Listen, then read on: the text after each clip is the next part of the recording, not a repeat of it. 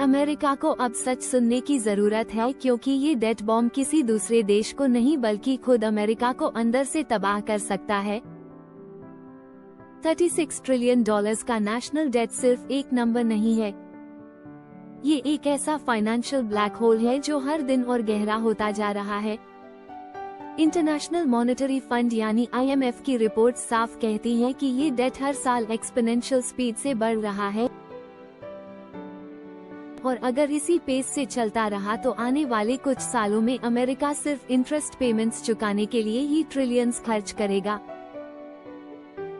और सबसे अलार्मिंग बात यह है कि ये डेट किसी वॉर या इमरजेंसी के चलते नहीं बल्कि अमेरिका की अनकंट्रोल्ड स्पेंडिंग हैबिट्स और पुअर फिस्कल मैनेजमेंट की वजह से इतनी ऊंचाई तक पहुंचा है। अब आप सोचिए, जब एक सुपर पावर नेशन अपनी ही इकोनॉमी को इस तरह अंडरमाइन करने लगे तो उसका ग्लोबल ट्रस्ट लेवल कितना गिरता है। ऑलरेडी कई देशों ने अपने फॉरेक्स रिजर्व से US डॉलर को निकालना शुरू कर दिया है और ग्लोबल ट्रेड में डॉलर की डिपेंडेंसी धीरे धीरे कम होती जा रही है।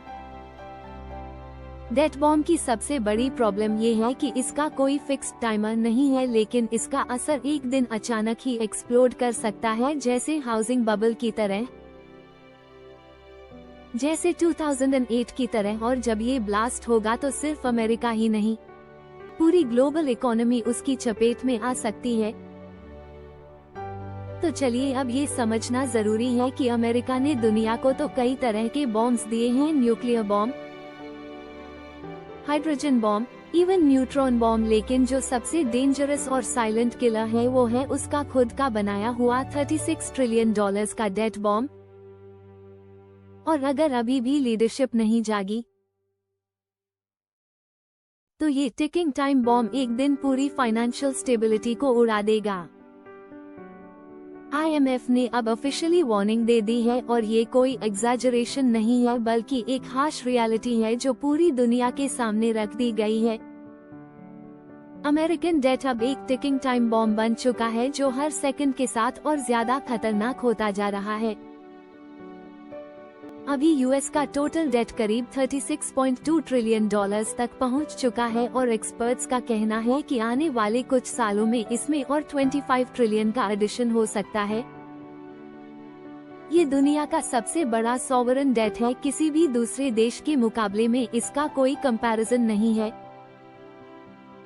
अब सोचिए, जब एक कंट्री जिसकी करेंसी ग्लोबल रिजर्व मानी जाती है और जिसकी इकोनॉमी दुनिया की सबसे बड़ी मानी जाती है, वो खुद एक फाइनेंशियल क्राइसिस के एज पर खड़ी हो जाए, तो बाकी देश क्या सोचेंगे। ऑलरेडी कई देशों ने अपने रिजर्व्स में US डॉलर को कम करना शुरू कर दिया है और कुछ तो ऑल्टरनेट करेंसी सिस्टम्स पर भी काम कर रहे हैं।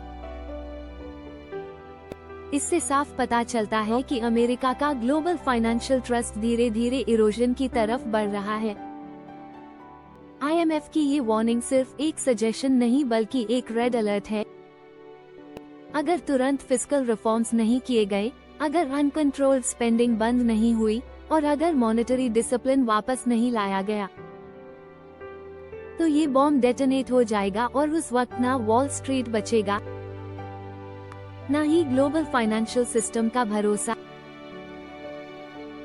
और जैसा कि फॉर्मर प्रेसिडेंट डोनाल्ड ट्रंप ने कहा था, इट्स मेड इन अमेरिका। हाँ, ये डेट बॉम्ब जरूर अमेरिका में बना है,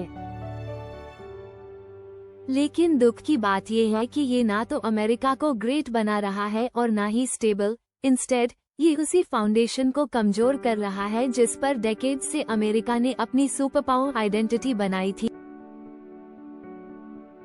तो अब वक्त है कि ये नकली ग्रेटनेस के इल्यूजन को हटाकर रियल इकोनॉमिक अकाउंटेबिलिटी की तरफ कदम बढ़ाया जाए, वरना ये डेट बॉम्ब एक दिन अमेरिका की एंटायर फाइनेंशियल क्रेडिबिलिटी को उड़ा सकता है।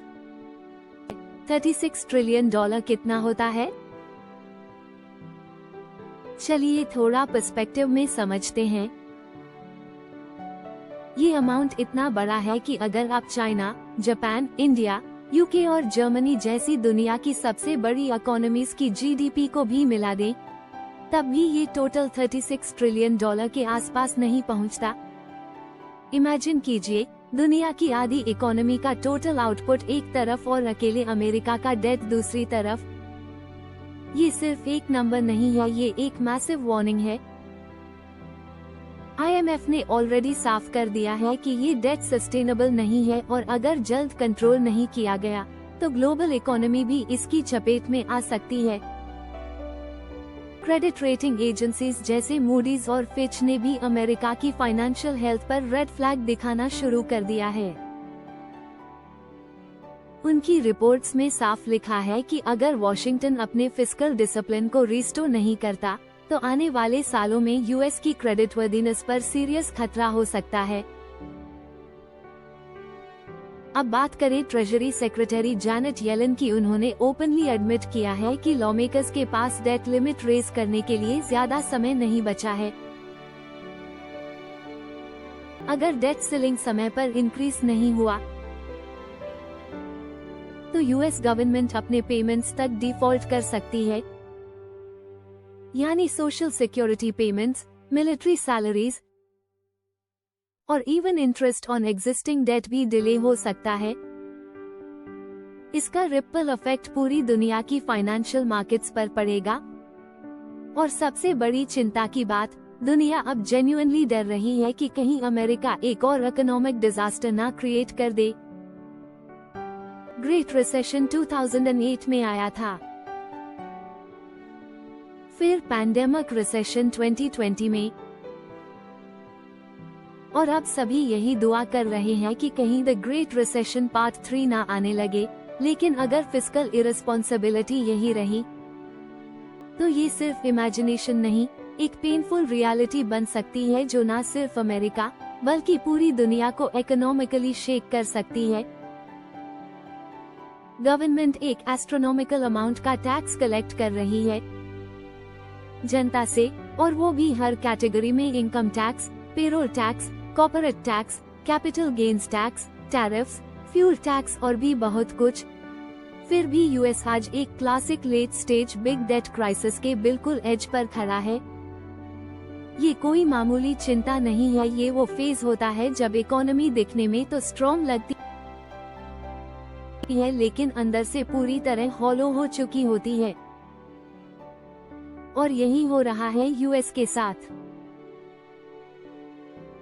यूएस का नेशनल डेट अब उसकी जीडीपी के 120% से भी ऊपर जा चुका है, यानी जितना अमेरिका एक साल में कमाता है उससे 1.2 गुना ज्यादा तो उसका कर्ज है। कंपेयर करें तो ये सिचुएशन वर्ल्ड वॉर 2 के टाइम से भी ज्यादा खराब है, जब इतना कर्ज एक युद्ध की वजह से हुआ था। मगर आज कोई वॉर नहीं चल रहा, फिर भी हालत इतनी खराब है और यही बात दुनिया को डराती है। अब सवाल उठता है, ये डेट बॉम्ब इतना डेंजरस क्यों है?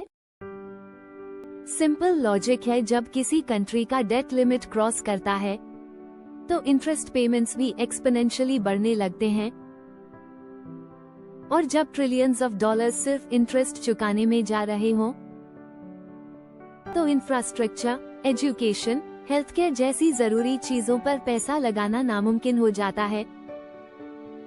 इससे न सिर्फ डोमेस्टिक इकोनॉमी स्लो होती है बल्कि इन्वेस्टर कॉन्फिडेंस भी गिरने लगता है।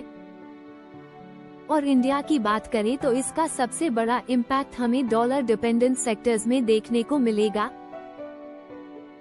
जैसे foreign education, international trade, NRI remittances और सबसे ज्यादा रुपी डॉलर एक्सचेंज रेट।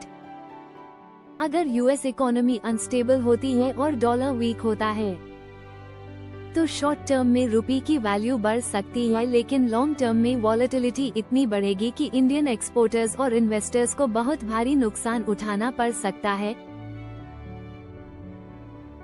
इसके अलावा अगर यूएस अपनी डेट क्राइसिस से बाहर निकलने के लिए इंटरेस्ट रेट्स और ज्यादा बढ़ाता है तो इससे ग्लोबल बोरोइंग कॉस्ट शूट कर जाएंगे। इंडियन कंपनीज और गवर्नमेंट को भी फॉरेन करेंसी लोन्स पर ज्यादा इंटरेस्ट देना पड़ेगा, जिससे ओवरऑल फिस्कल प्रेशर बढ़ेगा। तो दोस्तों, ये सिर्फ यूएस की नहीं, एक ग्लोबल इकोनॉमिक हेल्थ की वार्निंग है और इसका साइलेंट विक्टिम बन सकता है इंडिया भी।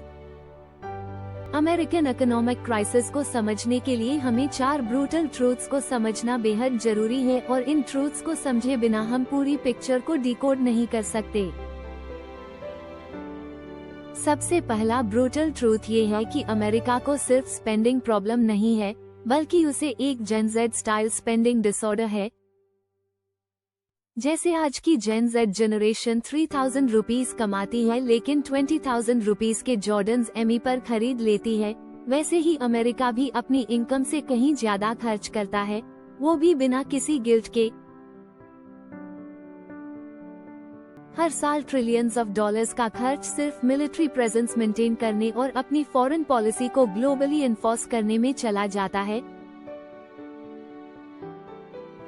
लेकिन यहाँ असली बात यह है कि एक हेल्दी इकोनॉमी की बेसिक फिलॉसफी होती है कि जब इकोनॉमी अच्छी चल रही हो तो सरकारें पैसा बचाएं, और जब रिसेशन या क्राइसिस आता है तब उस पैसे को खर्च करके सिस्टम को स्टेबलाइज करें। लेकिन अमेरिका का पैटर्न इससे बिल्कुल उल्टा है। चाहे अच्छा वक्त हो या बुरा, अमेरिका लगातार डेफिसिट में ही चल रहा है। हर साल यूएस गवर्नमेंट अपने रेवेन्यू से कहीं ज्यादा खर्च करती है और उस गैप को पूरा करने के लिए नया कर्ज लेती है। ये पैटर्न अब डेकेड्स पुराना हो चुका है और अब इसका इंटरेस्ट भी इतना बड़ा हो गया है कि सिर्फ इंटरेस्ट पेमेंट ही कई देशों के एंटायर एनुअल बजट से बड़ा हो चुका है। बात सिर्फ रेकलेस स्पेंडिंग की नहीं है, बल्कि एक क्रॉनिक फिस्कल इररिस्पॉन्सिबिलिटी की है, जिसे पॉलिसी मेकर्स भी नजरअंदाज कर रहे हैं। और ये हैबिट धीरे धीरे इकोनॉमी को हॉलो बना रही है। कोई भी कंट्री तब तक ही सुपर पावर रहती है जब तक उसका फिस्कल फाउंडेशन स्ट्रॉन्ग होता है, लेकिन जब डेट के बोझ तले फ्यूचर जनरेशंस तक का ब्रीदिंग स्पेस खत्म हो जाता है तो वो एम्पायर अंदर से ही क्रम्बल करने लगता है, और यही आज अमेरिका के साथ होता दिख रहा है। तो दोस्तों, ये पहला ब्रूटल ट्रूथ हमें क्लियरली बताता है कि प्रॉब्लम सिर्फ डेट की नहीं है, प्रॉब्लम उस माइंडसेट की है जो बिना कमाए खर्च करने को नॉर्मल मान बैठा है। अमेरिका का 70% फेडरल बजट सिर्फ कुछ ही मेजर एरियाज में खर्च होता है, जैसे defence, social security, Medicare, interest payments और मैंडेटरी प्रोग्राम। सिर्फ डिफेंस में ही अमेरिका हर साल लगभग $800 बिलियन खर्च करता है, जो कि नेक्स्ट टॉप 10 देशों के कंबाइंड डिफेंस बजट से भी ज्यादा है। लेकिन फिर भी वो अफगानिस्तान जैसे देश से हार जाता है, जहां उसने क्लेम किया था कि वह डेमोक्रेसी स्प्रेड करेगा, लेकिन असल में वहां वाईफाई तक ठीक से फैलाया नहीं जा सका, जिससे उसकी क्रेडिबिलिटी पर सवाल उठते हैं। दूसरा ब्रूटल ट्रूथ ये है कि अमेरिका को एक बहुत बड़ा टैक्स प्रॉब्लम भी है। पिछले कुछ वर्षों में मैसिव टैक्स कट्स हुए हैं, लेकिन इन कट्स का फायदा असमान रूप से बनता है। बॉटम 20% आबादी को केवल 3% टैक्स कट मिला, जबकि दूसरे पॉरेस्ट को 7% टैक्स कट मिला, लेकिन रिचेस्ट 20% को वॉपिंग 65% टैक्स कट मिला। ये डिस्पैरिटी दर्शाती है कि टैक्स सिस्टम वेल्थी एलीट के पक्ष में कितना बायस्ड हो गया है।